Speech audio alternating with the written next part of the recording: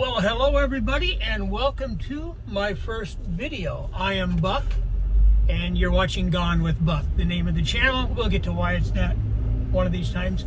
First on the agenda, I'm going to run a couple of errands this morning and give you guys a little idea of what's going on and how van life is going to be for me, along with backpacking, outdoor adventures, a little bit of stealth camping. I've got my first stealth trip planned next week. But the very first thing on the agenda this morning is a cup of coffee. So I am going to cheat, and we are going to hit McDonald's. It is New Year's Day. I'm rather surprised McDonald's is even open. They do have some pretty darn good coffee, though. I got to give them that. And you're going to try and cut me off there, aren't you, little car? Well, you're not going to work. I'm going to go. There we go. Bear with me. Let's get a cup of coffee ordered here.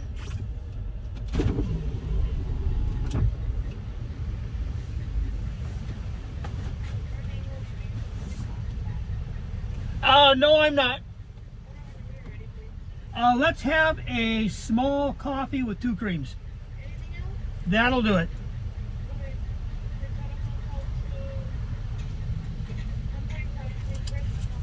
Thank you. $1.45, and it's darn good coffee, and it beats the heck out of $4 at Starbucks. McDonald's actually spent close to I think 600 million in Guatemala a few years back, and then refining their process so every cup of coffee would not only be good, but through water filtration and bean growing and everything else, the coffee you get in Miami, Florida is going to taste just like the coffee you get right here in Green Bay, Wisconsin. And as you can tell, it is a snowy day. My dollar bill is flopping around. Everything on today's episode is a crap shot. I recorded an episode last week. The audio was horrible, and it was a shame because we had some great stuff going on. We'll get to that another time. Yeah, small coffee, 2 creams. Pardon? That's fine. Oh, cool, senior coffee. I love senior discounts. Being 64 has some advantages. 1 window to pay, 1 window to collect. It's all good. One thing about McDonald's coffee, it is hot. So the first thing it's going to do is sit in the cup holder and cool for a few minutes.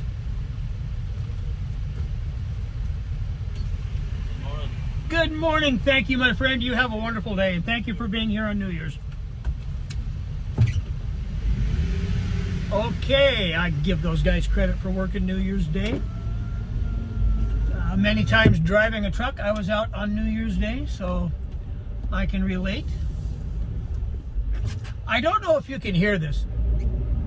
A little bit of scraping noise. I am down to the wear detectors on the rear disc brakes on this Jeep. And the dealer is 2 weeks backlogged to get it in and get them repaired. So I have an appointment a couple of weeks from now. If I can find some place that I trust to put the right parts on sooner, I may do that. Otherwise, we will just deal with some grinding noise. I don't have a lot of miles planned for the next couple of weeks, so we should be good. There's always something on a used vehicle, and this was used. I'm going to tell you the story of this vehicle shortly. So you can tell by what we're looking at here, I am at the local Dodge, Jeep, whatever else they sell here, Chrysler. I don't think Chrysler has much more than minivans anymore. I picked up a used van here, about 2.5 years ago.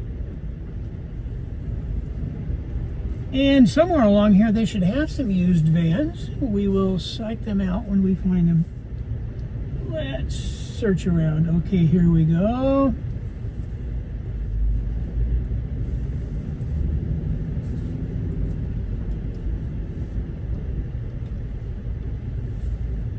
Oh, there is so much snow on the windows you can't see prices. But Here we go. Here's a perfect example. This one's a Dodge, but we're going to get out and take a really quick look. Wow, it is New Year's Day. I figured the dealer would be closed. Every dealer in Wisconsin is closed on Sunday. You're not allowed to sell cars on Sunday. Funny thing, you can sell RVs, I don't know about motorhomes because they're motor vehicles, but they can sell trailers and campers and all of that stuff, but they can't sell a car on Sunday. It is what it is. I figured they'd be closed on New Year's. They are not, so I got out of the car, and I really don't want to talk to a salesman today because I'm not interested in buying anything. So anyway, I had a 2011 Pacifica van that we bought used. It had 180,000 miles on it.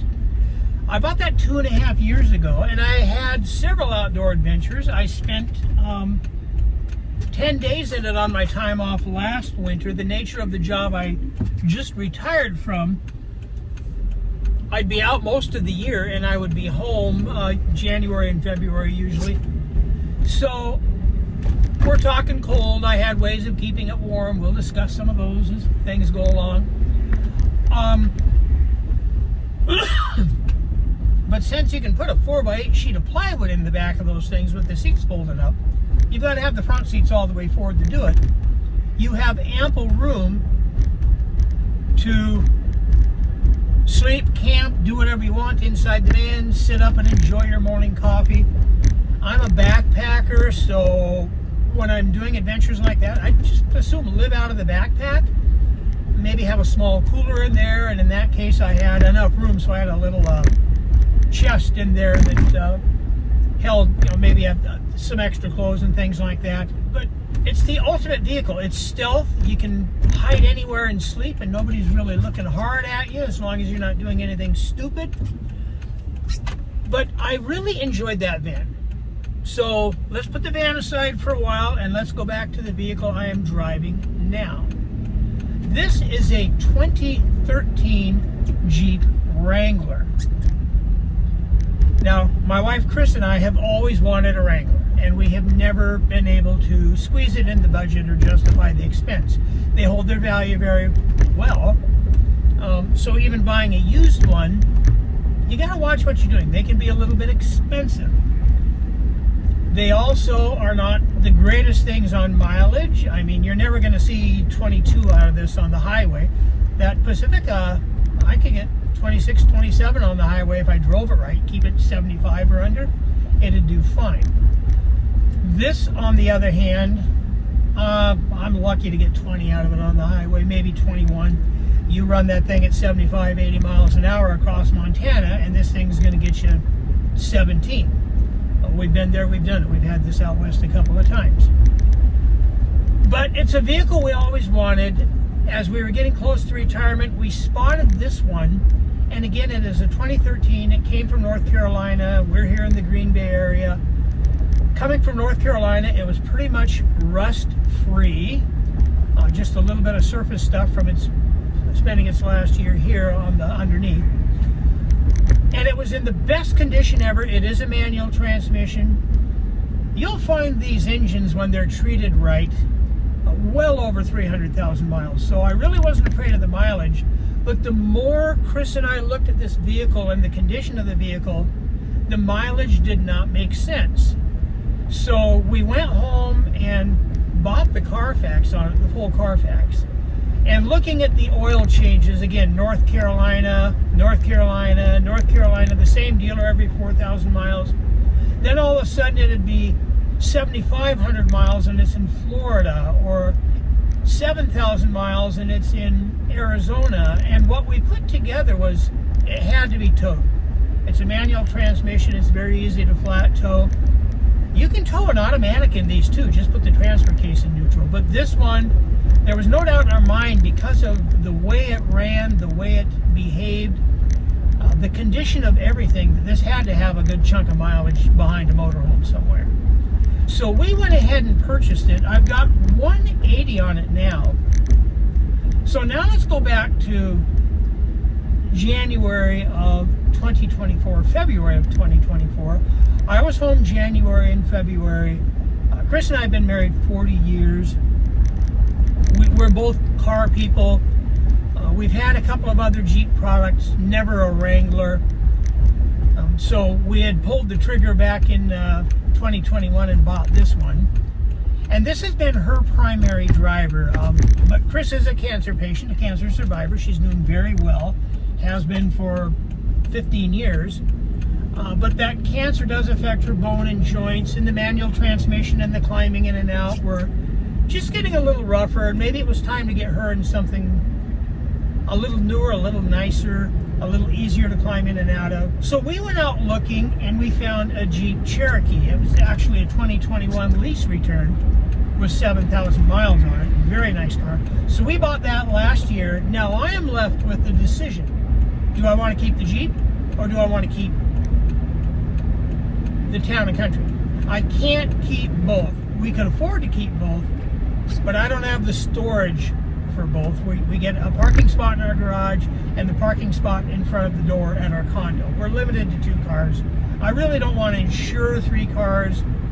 That van makes so much sense for my stealth camping, van lifing, outdooring. I can leave it on a trailhead and go backpacking for a week and nobody's going to mess with it.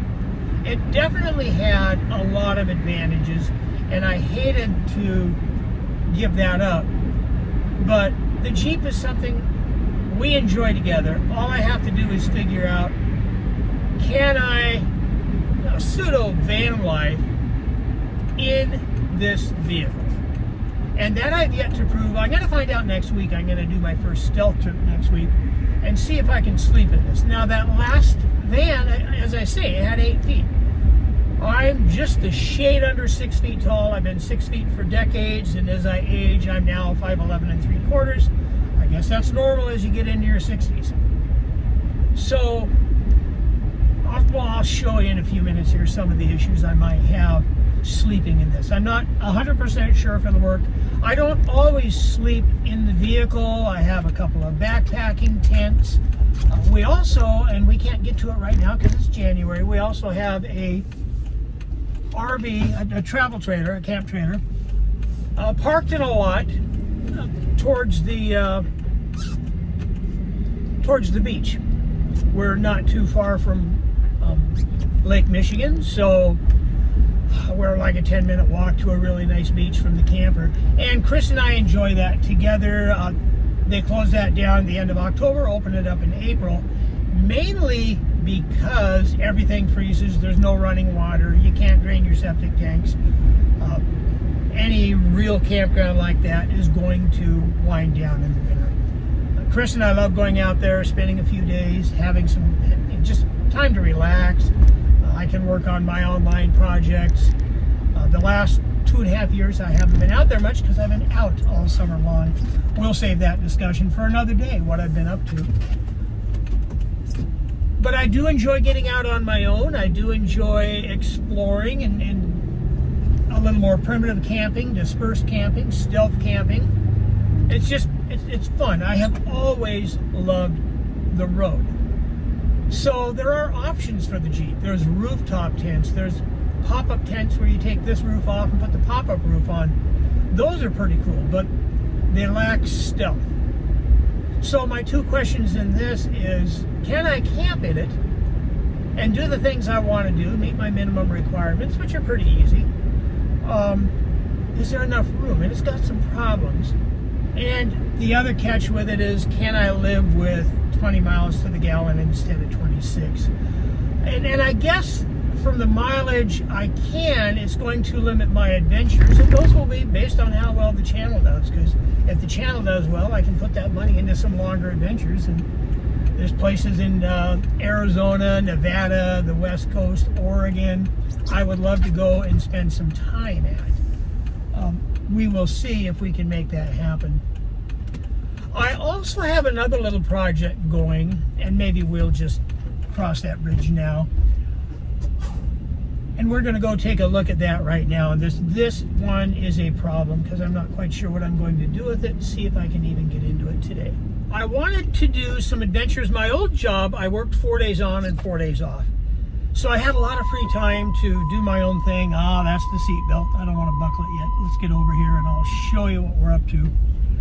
I want to be able to get out on my own a little more primitively. And the cheapest way to do so was, I'll show you right now. Right there, that's a little 6 foot by 12 foot, 6 foot high utility camper. I'm going to back up and see if I can get you a better shot down the side. But now here's my problem. I have this utility trailer. It's about 30% complete. So right now it's kind of useless for nothing. It's not useful as a utility trailer. It's not useful as a camper. And I no longer have a place to work on it. So this is my 2022 6 by 12, 6 feet high utility trailer / camper. I bought this with my old job, working the 2 days on, or the 4 days on and the 4 days off. And that was going to be my adventure vehicle to get out on my own and do a few things on some of my days off. Chris and I would have the camper. I've always loved traveling, being out on the road. This is a little too primitive for her. There's no shower, bathroom, certainly not self-contained. My goal with this camper was to have everything in it I had in my VW Westphalia Weekender package vans. And I've owned 4 Volkswagen buses. 2 of them were that Weekender package. The Weekender package is just like the pop-top Westphalia without the pop-top. So you've got a sink, you've got a place to cook, you've got a place to sleep, you've got a place to sit, and that's about it. You can't necessarily stand high in it. My height can just barely stand up in that. It's a single axle trailer because it only weighs about 1,300 pounds empty. My goal is to keep it under 2,000 pounds built out. In Wisconsin, I don't need a license for it. The insurance is dirt cheap. I don't need brakes for it. I can tow that behind a minivan. I can tow it behind the Jeep, even with the manual transmission, just fine. So I bought that, and at the time, one of our daughters and her husband and their 4 kids lived out on a small farm 20 miles outside of Green Bay, and I actually had it stored behind their barn. I'd paid them a little bit every month on their electric bill, and I'd just go out there and work on it on my spare time. And it's maybe 35-40% complete inside, which means it's not really usable yet for a camper, but it's also not usable as a utility trailer in its current condition. I was in a hurry when I bought it in January because I had a couple of things I wanted to do during the winter to spend a few nights in it. So I threw a cot in it, I threw a couple of cabinets in it, I threw a Chinese diesel heater in it, insulated the walls and the ceilings, and off I went. But it needs to be completed. The problem is 2 things. July of 2022, I went to work for a company that does concert tour trucking. Not an easy company to get into. They're not necessarily recruiting. I did some freelance writing for them at one time, and then they reached out to do some more. And I've been trucking since 1998. We got talking about the jobs, and I decided rather than do freelance writing for them, I would much rather drive for them. It paid incredibly well. And I knew going in, I told my wife, I will not be home much, but if we do this till everything is paid for, we'll have a much better retirement. No car payments, no mortgage, no nothing. Everything we own is paid for, and that's a nice feeling. But now I'm posed with a problem because I'm back. This is in a storage lot. I can't work on it here. I'm paying to store it. But I don't have a place to work on it. I can't work on it at the condo because it's a condominium. It's totally against the every homeowner's restriction there is. And we just live in a simple townhouse. We don't have swimming pool or golf course or any of that stuff. So it's pretty low key. I could probably stick it in the garage and work on it in there and nobody would care. But I have a 1-car garage, and that means both vehicles have to sit out all the time. And so I don't want to even try it there. Plus a 1-car garage, I can't open the doors. I just have to leave everything open. I wouldn't have room to have the trailer in there and set up my table saw. So what am I going to do with this? I haven't decided yet. I might sell it as is. I might find a place to work on it, complete it, sell it, use it, rent it. I don't know. So many things change because of the change in our future with taking the other job for 2.5 years. I did retire a year early. I'm 64. So that's an unknown. The reason I'm here for it today, I'm going to run out, squirt a little oil in that lock on the back door because I tried to unlock it the other day and it was rusty. I will do that real quick and I will be right back. So we're going to let that sit for a few minutes. But while we're doing that, I am going to adjust the camera here and I'm going to show you guys some of my concerns here in the Jeep Wrangler.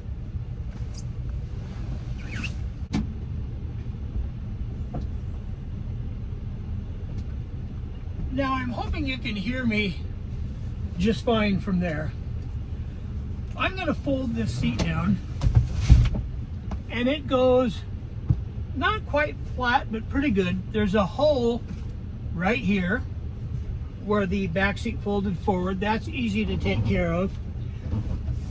I'm going to move this seat all the way forward.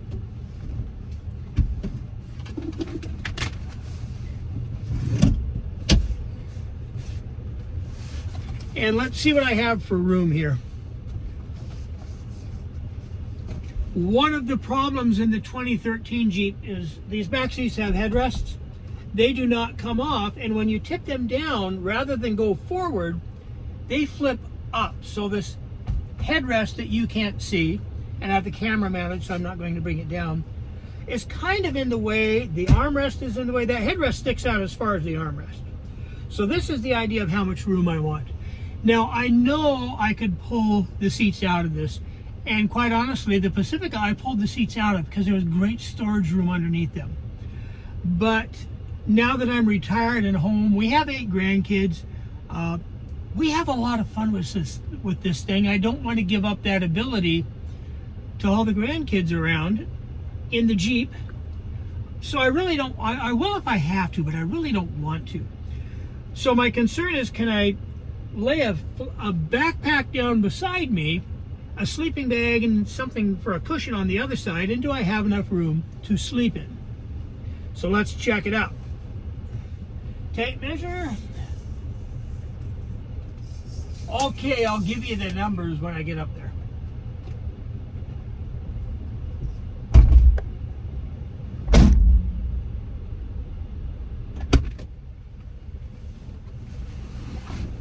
So here's my issue. I measured it out from the back seat without it leaning forward. I have 75 inches to that tailgate. So I do have room to sleep. And I could put a backpack in this seat, leaving it upright, and sleep on that side, have room behind that for gear. My problem is this headrest. So here you can see the things I need to overcome. I've got that hole right there where everything lays down by the blue wash. But here's the big problem. There's the headrest, and that's with the seat all the way forward. It doesn't go any farther forward than that. So I don't know how to get around that, because with that headrest there, from this point to that back door, I now have 65 inches. That thing loses about 8 or 9 inches. So I'm not 100% sure how to overcome that. I could platform above it on one side, and that might be a viable option, and then have all of my gear on the other side. And that's probably what I am going to do, as opposed to trying, these headrests, they pop right out. This headrest is hinged. You can see where it's hinged in there, and it folds backwards and it flops down, but it won't fold forward and store. So it is going to be a problem that I need to solve. Now, I have looked online, and there is no way I have found to remove those headrests, because, as I say, if you look at these, it's easy to pull these out. These are just the 2 posts that go through.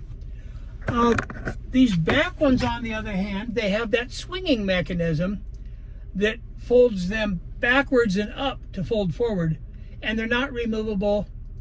They're riveted together, and they would be a nightmare to try and remove.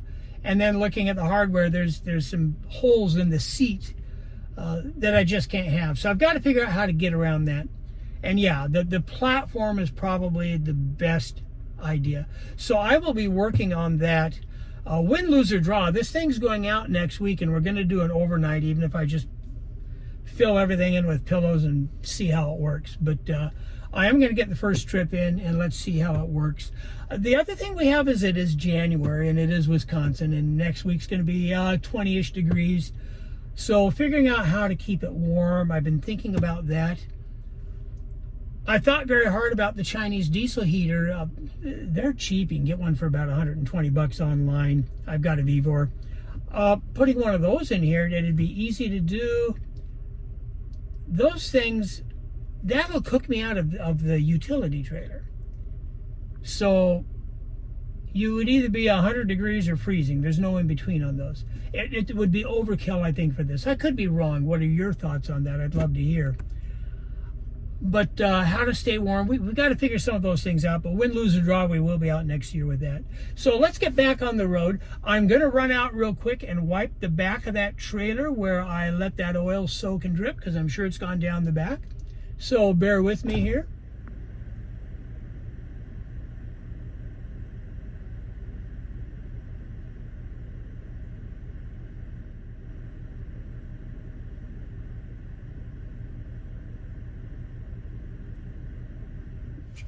So that's now clean and shiny. I'm going to put this seat back to where it was.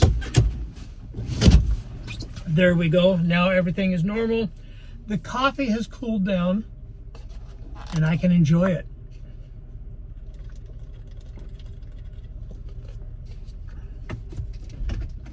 One of the downsides with the row your own transmission on the Jeeps is they do have a lighter tow rating than the automatic transmission. I think the automatics will reach, I think, 4,000 pounds, and that's not really because of the engine. It is because of even on the four doors like this, the shorter wheelbase. I have to get outside here and close that gate, so I'll be right back.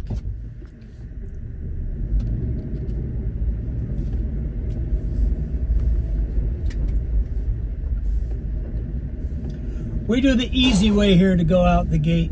I'm kind of used to this from the trailer. Do the U-turn.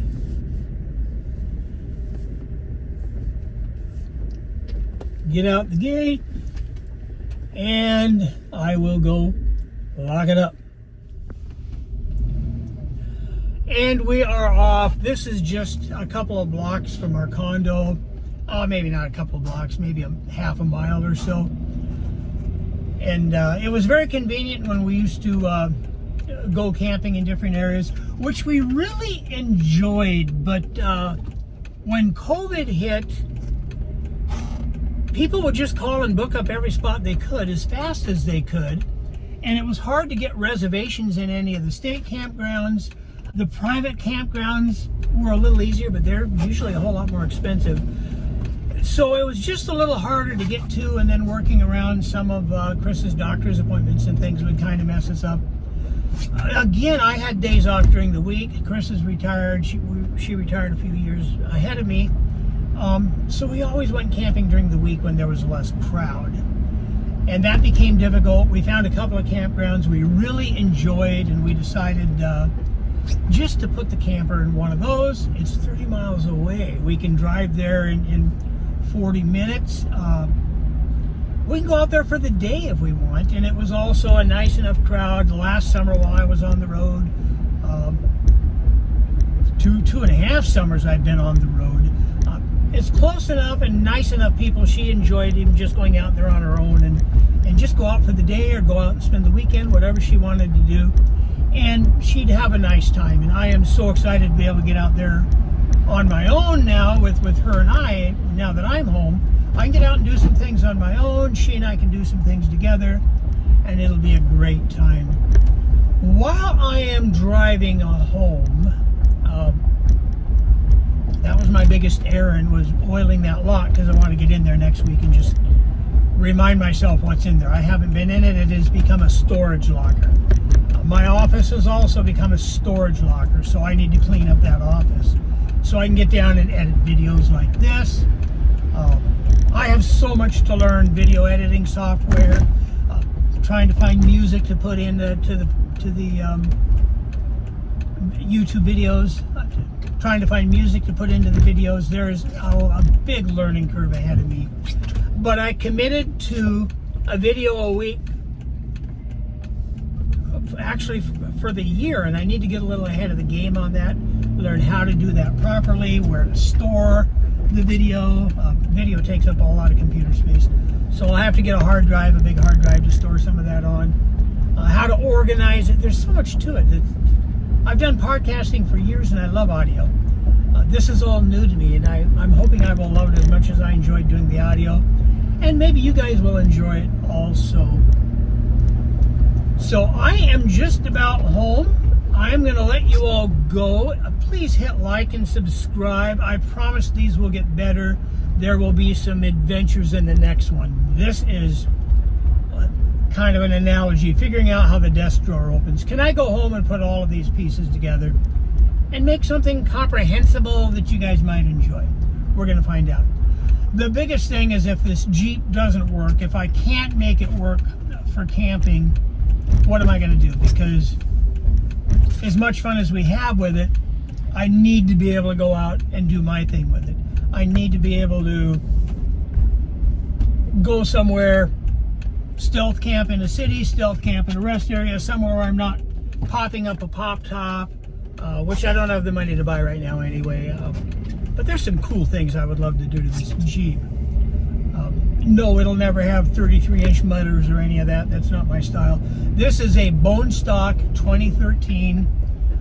It's a little rare because of, as you can see by here, the Commando green paint. That was a limited edition, available for a half a year in 2013, so that makes it a little unusual. It is the Oscar Mike package. That's kind of cool. It is a manual transmission. We do enjoy that. So it's been a lot of fun. The V6, the 3.6 liter V6, like I say, I find them in forums and Reddit. Hey, I'm looking at this one and it has 320,000 miles on it and runs good. Well, as long as you're willing to, replace what needs to be replaced, because sooner or later that engine's going to die.